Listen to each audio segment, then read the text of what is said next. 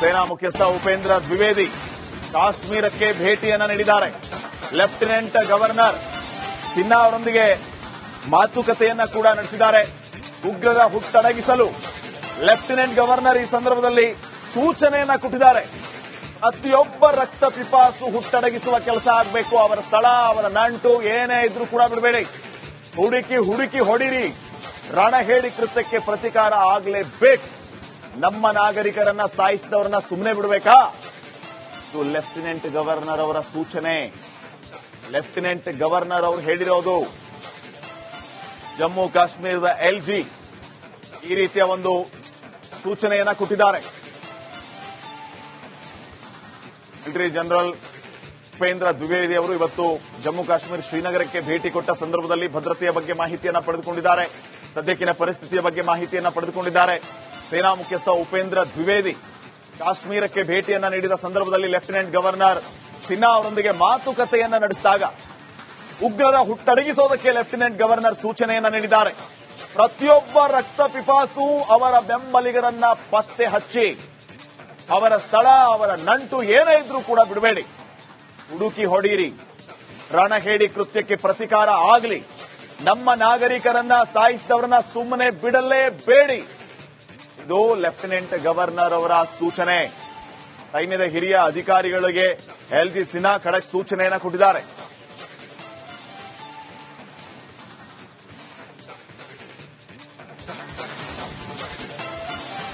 ಉಗ್ರರ ಮೂಲಸೌಕರ್ಯಗಳನ್ನ ಧ್ವಂಸ ಮಾಡಿ ಮತ್ತೊಮ್ಮೆ ಬಾಲ ಬಿಚ್ಚದಂತೆ ಕಟ್ಟುನಿಟ್ಟಿನ ಕ್ರಮ ಆಗಲಿ.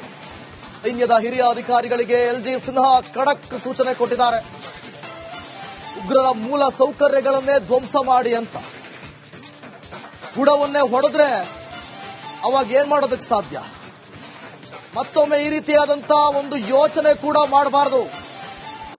ಆ ರೀತಿಯಾಗಿ ಅವರನ್ನ ಧ್ವಂಸ ಮಾಡಬೇಕು ಅಂತ ಹೇಳಿ ಸೆಟೆದು ನಿಂತಿರೋದು. ಮತ್ತೊಮ್ಮೆ ಇವರು ಬಾಲ ಬಿಚ್ಚಬಾರದು. ಹಾಗಾಗಿ ಕಟ್ಟುನಿಟ್ಟಿನ ಕ್ರಮ ಆಗಲಿ ಅಂತ ಹೇಳಿ ಎಲ್ಜಿ ಸಿನ್ಹಾ ಖಡಕ್ ಸೂಚನೆ ಕೊಟ್ಟಿದ್ದಾರೆ ಸೈನ್ಯದ ಹಿರಿಯ ಅಧಿಕಾರಿಗಳಿಗೆ. ಒಟ್ಟಾರೆಯಾಗಿ ಒಂದು ರೀತಿಯಲ್ಲಿ ಇದು ಫ್ರೀ ಹ್ಯಾಂಡ್ ಅಂತಾನೆ ಹೇಳ್ಬೋದು. ಸಿಕ್ಕಲ್ಲಿ ಉಗ್ರರನ್ನ ಹೊಡೆದುರುಳಿಸೋದೇ ಇನ್ಮೇಲೆ ಕೆಲಸ.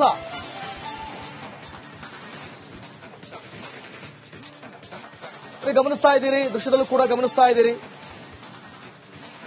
ಅಧಿಕಾರಿಗಳಿಗೆ ಪ್ರತಿಯೊಂದು ಮಾಹಿತಿಯನ್ನು ತೆಗೆದುಕೊಳ್ತಾ ಜೊತೆಗೆ ಏನ್ ಮಾಡಬೇಕು ಅನ್ನುವಂಥದ್ದನ್ನು ಕೂಡ ಹೇಳ್ತಾ ಇರೋದು.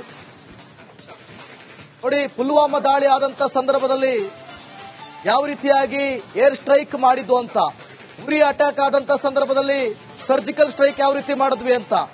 ಈಗ 2025ರಲ್ಲಿ ಪಹಲ್ಗಾಮ್ ಅಟ್ಯಾಕ್ ಆದಾಗ ರಿಪ್ಲೈ ಹೇಗಿರುತ್ತೆ?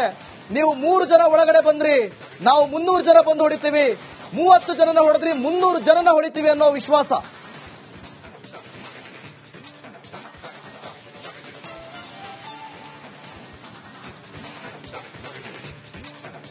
ಇನ್ನು ನಾವು ಗಮನಿಸ್ತಾ ಇದ್ದೀವಿ, ಈ ರೀತಿಯ ಕೃತ್ಯಗಳು ನಡೆದ ಮೇಲೆ ಬ್ಯಾಕ್ ಟು ಬ್ಯಾಕ್ ಮೀಟಿಂಗ್ಗಳು ಆಗ್ತಾ ಇದೆ. ಈಗ ಸದ್ಯಕ್ಕೆ ಎಲ್ಲಾ ಮುಖ್ಯಮಂತ್ರಿಗಳ ಜೊತೆಗೆ ಗೃಹ ಸಚಿವರು ತುರ್ತು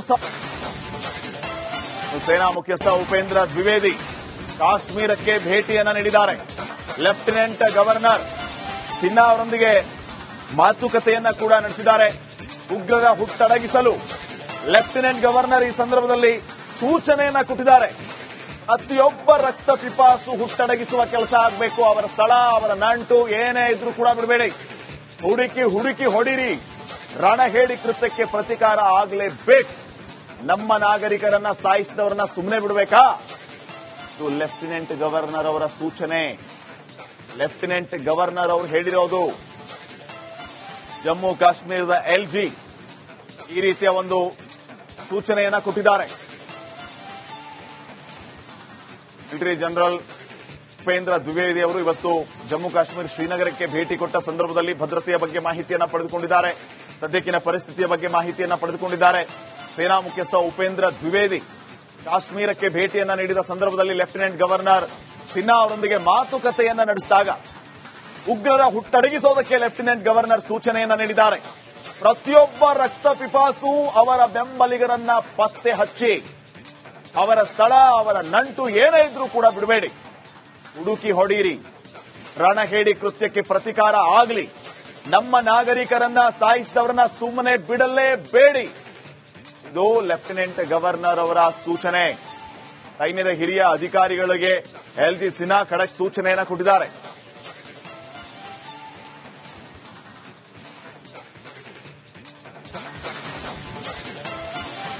ಉಗ್ರರ ಮೂಲಸೌಕರ್ಯಗಳನ್ನ ಧ್ವಂಸ ಮಾಡಿ ಮತ್ತೊಮ್ಮೆ ಬಾಲ ಬಿಚ್ಚದಂತೆ ಕಟ್ಟುನಿಟ್ಟಿನ ಕ್ರಮ ಆಗಲಿ.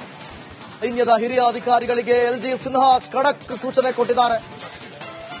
ಉಗ್ರರ ಮೂಲ ಸೌಕರ್ಯಗಳನ್ನೇ ಧ್ವಂಸ ಮಾಡಿ ಅಂತ. ಬುಡವನ್ನೇ ಹೊಡೆದ್ರೆ ಅವಾಗ ಏನ್ ಮಾಡೋದಕ್ಕೆ ಸಾಧ್ಯ? ಮತ್ತೊಮ್ಮೆ ಈ ರೀತಿಯಾದಂತ ಒಂದು ಯೋಚನೆ ಕೂಡ ಮಾಡಬಾರದು. ಆ ರೀತಿಯಾಗಿ ಅವರನ್ನ ಧ್ವಂಸ ಮಾಡಬೇಕು ಅಂತ ಹೇಳಿ ಸೆಟೆದು ನಿಂತಿರೋದು. ಮತ್ತೊಮ್ಮೆ ಇವರು ಬಾಲ ಬಿಚ್ಚಬಾರದು.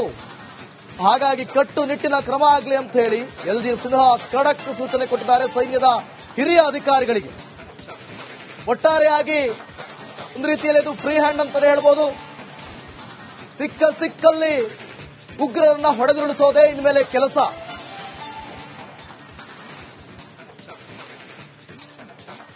ಗಮನಿಸ್ತಾ ಇದ್ದೀರಿ, ದೃಶ್ಯದಲ್ಲೂ ಕೂಡ ಗಮನಿಸ್ತಾ ಇದ್ದೀರಿ. ಅಧಿಕಾರಿಗಳಿಗೆ ಪ್ರತಿಯೊಂದು ಮಾಹಿತಿಯನ್ನು ತೆಗೆದುಕೊಳ್ತಾ ಜೊತೆಗೆ ಏನ್ ಮಾಡಬೇಕು ಅನ್ನುವಂಥದ್ದನ್ನು ಕೂಡ ಹೇಳ್ತಾ ಇರೋದು ನೋಡಿ. ಪುಲ್ವಾಮಾ ದಾಳಿ ಆದಂತ ಸಂದರ್ಭದಲ್ಲಿ ಯಾವ ರೀತಿಯಾಗಿ ಏರ್ ಸ್ಟ್ರೈಕ್ ಮಾಡಿದ್ದು ಅಂತ, ಉರಿ ಅಟ್ಯಾಕ್ ಆದಂತ ಸಂದರ್ಭದಲ್ಲಿ ಸರ್ಜಿಕಲ್ ಸ್ಟ್ರೈಕ್ ಯಾವ ರೀತಿ ಮಾಡಿದ್ವಿ ಅಂತ. ಈಗ 2025ರಲ್ಲಿ ಪಹಲ್ಗಾಮ್ ಅಟ್ಯಾಕ್ ಆದಾಗ ರಿಪ್ಲೈ ಹೇಗಿರುತ್ತೆ? ನೀವು 3 ಜನ ಒಳಗಡೆ ಬಂದ್ರಿ, ನಾವು 300 ಜನ ಬಂದು ಹೊಡಿತೀವಿ, 30 ಜನನ ಹೊಡೆದ್ರಿ 300 ಜನನ ಹೊಡಿತೀವಿ ಅನ್ನೋ ವಿಶ್ವಾಸ.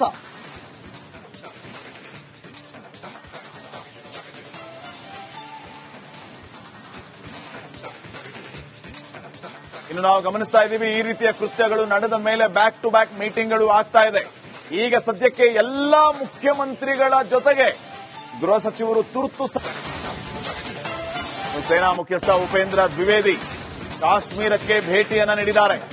ಲೆಫ್ಟಿನೆಂಟ್ ಗವರ್ನರ್ ಸಿನ್ಹಾ ಅವರೊಂದಿಗೆ ಮಾತುಕತೆಯನ್ನ ಕೂಡ ನಡೆಸಿದ್ದಾರೆ. ಉಗ್ರರ ಹುಟ್ಟಡಗಿಸಲು ಲೆಫ್ಟಿನೆಂಟ್ ಗವರ್ನರ್ ಈ ಸಂದರ್ಭದಲ್ಲಿ ಸೂಚನೆಯನ್ನ ಕೊಟ್ಟಿದ್ದಾರೆ. ಪ್ರತಿಯೊಬ್ಬ ರಕ್ತ ಪಿಪಾಸು ಹುಟ್ಟಡಗಿಸುವ ಕೆಲಸ ಆಗಬೇಕು. ಅವರ ಸ್ಥಳ, ಅವರ ನಂಟು ಏನೇ ಇದ್ರೂ ಕೂಡ ಬಿಡಬೇಡಿ. ಹುಡುಕಿ ಹೊಡಿರಿ. ರಣಹೇಡಿ ಕೃತ್ಯಕ್ಕೆ ಪ್ರತಿಕಾರ ಆಗಲೇಬೇಕು. ನಮ್ಮ ನಾಗರಿಕರನ್ನ ಸಾಯಿಸಿದವರನ್ನ ಸುಮ್ಮನೆ ಬಿಡಬೇಕಾ? ಲೆಫ್ಟಿನೆಂಟ್ ಗವರ್ನರ್ ಅವರ ಸೂಚನೆ. ಲೆಫ್ಟಿನೆಂಟ್ ಗವರ್ನರ್ ಅವರು ಹೇಳಿರೋದು. ಜಮ್ಮು ಕಾಶ್ಮೀರದ ಎಲ್ಜಿ ಈ ರೀತಿಯ ಒಂದು ಸೂಚನೆಯನ್ನ ಕೊಟ್ಟಿದ್ದಾರೆ. ಮಿಲಿಟರಿ ಜನರಲ್ ಉಪೇಂದ್ರ ದ್ವಿವೇದಿ ಅವರು ಇವತ್ತು ಜಮ್ಮು ಕಾಶ್ಮೀರ ಶ್ರೀನಗರಕ್ಕೆ ಭೇಟಿ ಕೊಟ್ಟ ಸಂದರ್ಭದಲ್ಲಿ ಭದ್ರತೆಯ ಬಗ್ಗೆ ಮಾಹಿತಿಯನ್ನ ಪಡೆದುಕೊಂಡಿದ್ದಾರೆ. ಸದ್ಯಕ್ಕಿನ ಪರಿಸ್ಥಿತಿಯ ಬಗ್ಗೆ ಮಾಹಿತಿಯನ್ನ ಪಡೆದುಕೊಂಡಿದ್ದಾರೆ. ಸೇನಾ ಮುಖ್ಯಸ್ಥ ಉಪೇಂದ್ರ ದ್ವಿವೇದಿ ಕಾಶ್ಮೀರಕ್ಕೆ ಭೇಟಿಯನ್ನ ನೀಡಿದ ಸಂದರ್ಭದಲ್ಲಿ ಲೆಫ್ಟಿನೆಂಟ್ ಗವರ್ನರ್ ಸಿನ್ಹಾ ಅವರೊಂದಿಗೆ ಮಾತುಕತೆಯನ್ನ ನಡೆಸಿದಾಗ ಉಗ್ರರ ಹುಟ್ಟಡಗಿಸೋದಕ್ಕೆ ಲೆಫ್ಟಿನೆಂಟ್ ಗವರ್ನರ್ ಸೂಚನೆಯನ್ನ ನೀಡಿದ್ದಾರೆ.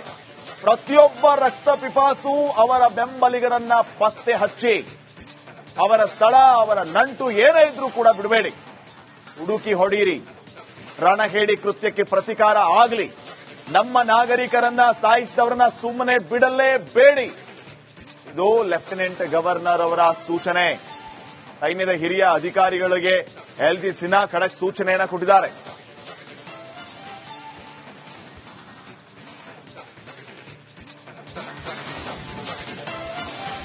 ಉಗ್ರರ ಮೂಲಸೌಕರ್ಯಗಳನ್ನ ಧ್ವಂಸ ಮಾಡಿ ಮತ್ತೊಮ್ಮೆ ಬಾಲ ಬಿಚ್ಚದಂತೆ ಕಟ್ಟುನಿಟ್ಟಿನ ಕ್ರಮ ಆಗಲಿ. ಸೈನ್ಯದ ಹಿರಿಯ ಅಧಿಕಾರಿಗಳಿಗೆ ಎಲ್ಜಿ ಸಿನ್ಹಾ ಖಡಕ್ ಸೂಚನೆ ಕೊಟ್ಟಿದ್ದಾರೆ. ಉಗ್ರರ ಮೂಲ ಸೌಕರ್ಯಗಳನ್ನೇ ಧ್ವಂಸ ಮಾಡಿ ಅಂತ. ಬುಡವನ್ನೇ ಹೊಡೆದ್ರೆ ಅವಾಗ ಏನ್ ಮಾಡೋದಕ್ಕೆ ಸಾಧ್ಯ? ಮತ್ತೊಮ್ಮೆ ಈ ರೀತಿಯಾದಂತ ಒಂದು ಯೋಚನೆ ಕೂಡ ಮಾಡಬಾರದು. ಆ ರೀತಿಯಾಗಿ ಅವರನ್ನ ಧ್ವಂಸ ಮಾಡಬೇಕು ಅಂತ ಹೇಳಿ ಸೆಟೆದು ನಿಂತಿರೋದು. ಮತ್ತೊಮ್ಮೆ ಇವರು ಬಾಲ ಬಿಚ್ಚಬಾರದು. ಹಾಗಾಗಿ ಕಟ್ಟುನಿಟ್ಟಿನ ಕ್ರಮ ಆಗಲಿ ಅಂತ ಹೇಳಿ ಎಲ್ಜಿ ಸಿನ್ಹಾ ಖಡಕ್ ಸೂಚನೆ ಕೊಟ್ಟಿದ್ದಾರೆ ಸೈನ್ಯದ ಹಿರಿಯ ಅಧಿಕಾರಿಗಳಿಗೆ. ಒಟ್ಟಾರೆಯಾಗಿ ಒಂದು ರೀತಿಯಲ್ಲಿ ಇದು ಫ್ರೀ ಹ್ಯಾಂಡ್ ಅಂತಾನೆ ಹೇಳ್ಬೋದು. ಸಿಕ್ಕಲ್ಲಿ ಉಗ್ರರನ್ನ ಹೊಡೆದುರುಳಿಸೋದೇ ಇನ್ಮೇಲೆ ಕೆಲಸ.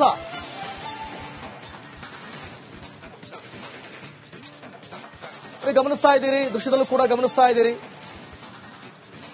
ಹಿರಿಯ ಅಧಿಕಾರಿಗಳಿಗೆ ಪ್ರತಿಯೊಂದು ಮಾಹಿತಿಯನ್ನು ತೆಗೆದುಕೊಳ್ತಾ ಜೊತೆಗೆ ಏನ್ ಮಾಡಬೇಕು ಅನ್ನುವಂಥದ್ದನ್ನು ಕೂಡ ಹೇಳ್ತಾ ಇರೋದು. ನೋಡಿ, ಪುಲ್ವಾಮಾ ದಾಳಿ ಆದಂತ ಸಂದರ್ಭದಲ್ಲಿ ಯಾವ ರೀತಿಯಾಗಿ ಏರ್ ಸ್ಟ್ರೈಕ್ ಮಾಡಿದ್ದು ಅಂತ, ಉರಿ ಅಟ್ಯಾಕ್ ಆದಂತ ಸಂದರ್ಭದಲ್ಲಿ ಸರ್ಜಿಕಲ್ ಸ್ಟ್ರೈಕ್ ಯಾವ ರೀತಿ ಮಾಡಿದ್ವಿ ಅಂತ. ಈಗ 2025ರಲ್ಲಿ ಪಹಲ್ಗಾಮ್ ಅಟ್ಯಾಕ್ ಆದಾಗ ರಿಪ್ಲೈ ಹೇಗಿರುತ್ತೆ? ನೀವು 3 ಜನ ಒಳಗಡೆ ಬಂದ್ರಿ, ನಾವು 300 ಜನ ಬಂದು ಹೊಡಿತೀವಿ, 30 ಜನನ ಹೊಡೆದ್ರಿ, 300 ಜನನ ಹೊಡಿತೀವಿ ಅನ್ನೋ ವಿಶ್ವಾಸ.